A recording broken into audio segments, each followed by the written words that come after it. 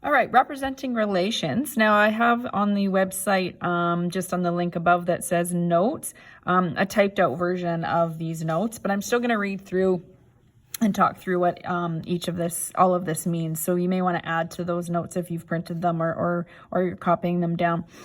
So some new language here. When we're talking about a set, we're talking about a collection of distinct objects. So it's basically a set of numbers, a set of objects in a list, that kind of thing.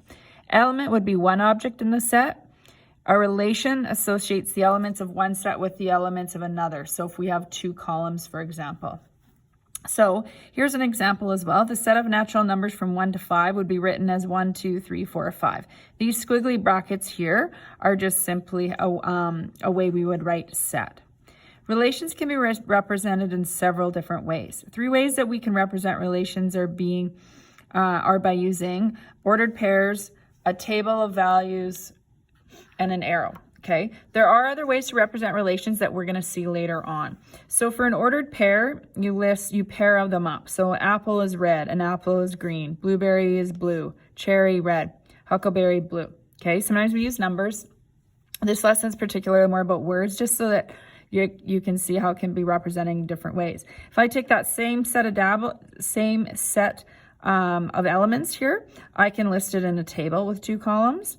And I can also list it as an arrow diagram. And an arrow diagram, you put all of the first column in one circle, all of the rest in a second, and you draw what's called an association. Okay, so you might want to add that in, association. And you point to what's in the second column. So notice that an apple was green and red. So it kind of shows a little bit more. All right, we're going to turn the page to look at the 4th way of representing this relationship.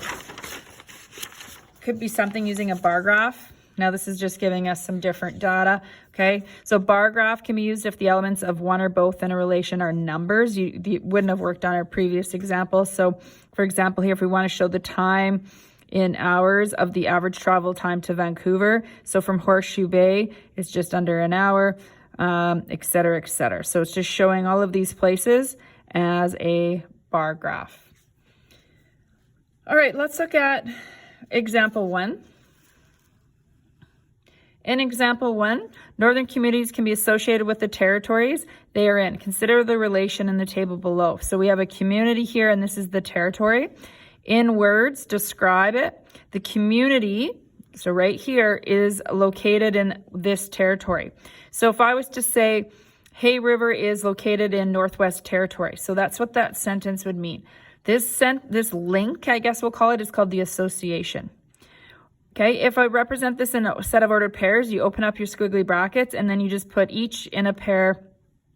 These are round brackets, that's important. You have your first point, then your second point.